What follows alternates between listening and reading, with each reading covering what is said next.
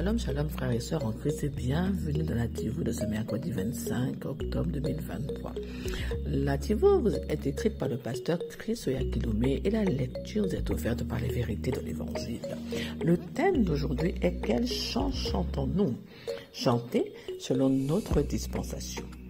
Notre verset d'ancrage est tiré de Colossiens 1 au verset 25.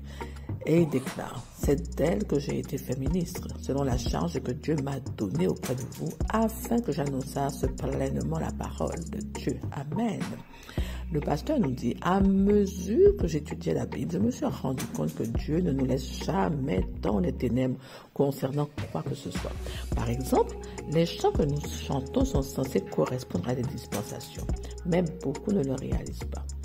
Notre louange de Dieu doit s'aligner avec notre dispensation, où nous nous trouvons dans le calendrier de Dieu, son timing prophétique et où nous nous trouvons avec Dieu.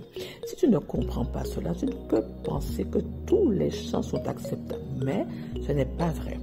L'apôtre Jean, lorsqu'exilé sur l'île de Patmos, a exposé 3 groupes distincts par la révélation de l'Esprit.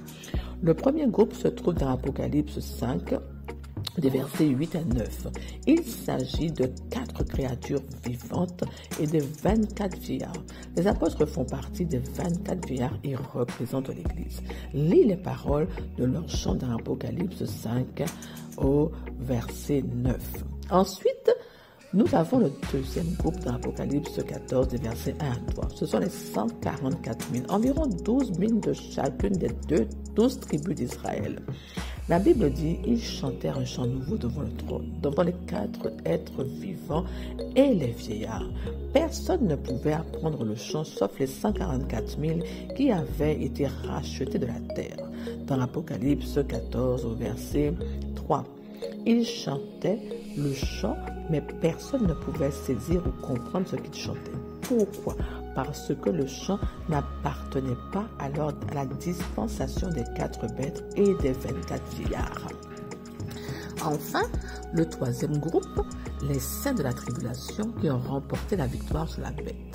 C'est ce que l'on trouve dans Apocalypse 15. Cependant, ces saints de la tribulation divisés en 2 groupes, les juifs et ceux qui sont devenus chrétiens après l'enlèvement, chantaient 2 chants. Ils ont chanté le chant de Moïse et ils ont chanté le chant de l'agneau dans l'Apocalypse 15, 3 à 4. Cela nous amène immédiatement à comprendre que nos chants doivent s'aligner sur la révélation et sur notre dispensation. Nous devons chanter des chants qui louent et qui adorent vraiment Dieu, des chants qui correspondent à qui nous sommes en Christ, à notre domination et à notre héritage en lui. Apocalypse 1, 6 et 5 au verset 10. Alléluia. Mon frère, ma sœur, quel chant chantes-tu? Tes chants correspondent-ils à ta révélation et à la dispensation dans laquelle nous sommes actuellement? Sur quoi te bases-tu pour chanter les louanges de Dieu? Le pasteur explique que tes chants doivent correspondre à la saison spirituelle dans laquelle nous nous trouvons. Ils doivent découler de ce que nous sommes spirituellement en ce moment, dans le temps de Dieu, l'agenda de Dieu. Il dit que notre louange doit s'aligner avec notre dispensation, c'est-à-dire le calendrier de Dieu, là où nous sommes, là où nous nous trouvons avec Dieu et avec notre révélation de la parole. Oui, parfois nous chantons sans cesse des chants qui correspondent à une époque, à un autre temps, mais ça ne nous concerne pas. Ce n'est pas révélateur du temps dans lequel nous sommes, ce n'est pas révélateur de notre témoignage, ce n'est pas révélateur de qui nous sommes.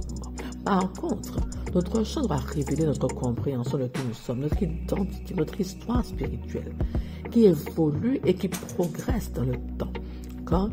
Donc, notre chant doit aussi évoluer. Et nous, les enfants de Dieu, nous sommes les enfants de la grâce qui bénéficions du rachat par l'œuvre accomplie de Jésus-Christ et qui avons accès à la vie divine ayant revêtu Christ. Donc, il s'agit du temps de la grâce pour nous. C'est le temps de Dieu, le timing de Dieu. Maintenant, quelle est notre révélation de la parole de Dieu? Quelle est la révélation de qui nous sommes, de ce que nous avons reçu? Pour le savoir, pour le connaître et le comprendre, le saisir, nous devons étudier le Nouveau Testament pour connaître notre héritage en Christ, ce que Dieu a fait pour nous par amour. Et le chant que nous avons doit correspondre à cela, inspiré par le Saint-Esprit. Et c'est un chant qui doit évoluer selon la révélation, selon que la révélation et la compréhension grandissent en nous. D'accord? Donc, notre chant s'aligne avec la saison de la grâce, cette saison dans laquelle nous nous trouvons actuellement, où nous avons tout reçu. Ainsi, notre chant va refléter notre mentalité spirituelle.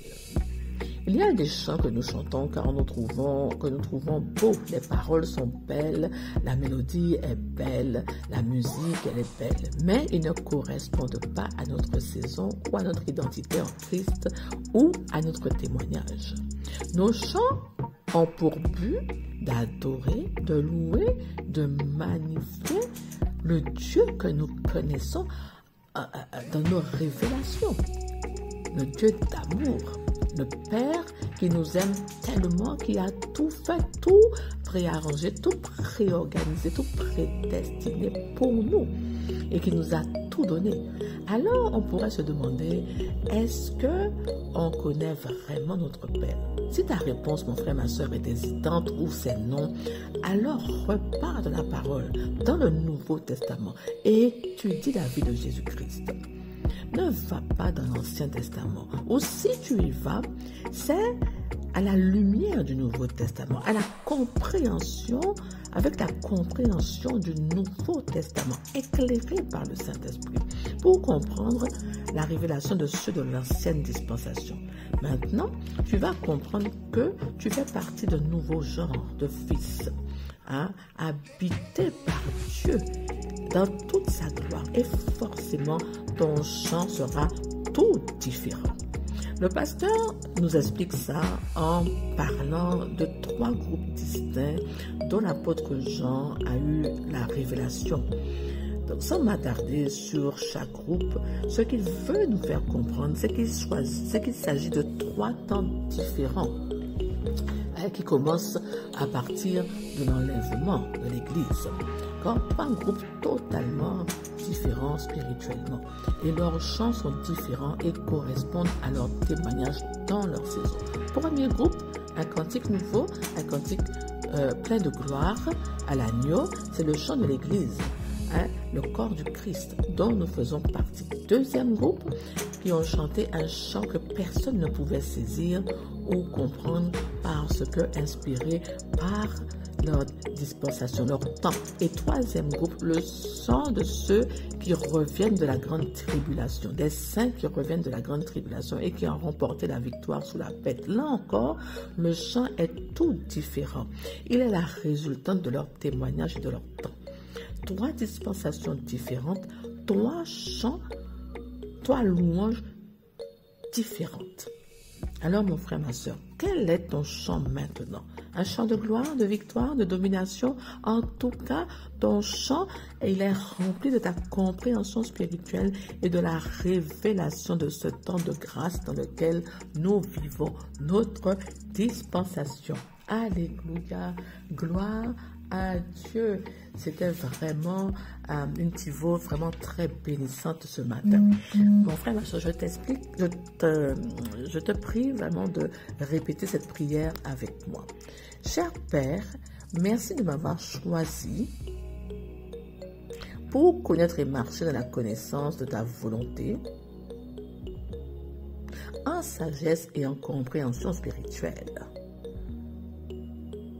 Je suis guidée par le Saint-Esprit pour marcher dans ta lumière et dans ta vérité, aujourd'hui et toujours. Au nom de Jésus, Amen. Alléluia, gloire à Dieu. Le pasteur t'invite aujourd'hui à aller à la recherche de nouveaux chants selon ta dispensation, notre dispensation, selon le temps que nous vivons, le temps prophétique de la grâce. Amen, et de les chanter. Voilà, ou de te laisser simplement inspirer par le Saint-Esprit. Amen, alléluia, gloire à Dieu. Sois béni, mon frère, ma soeur. Je te dis à bientôt pour une nouvelle TIVO. Bonne journée.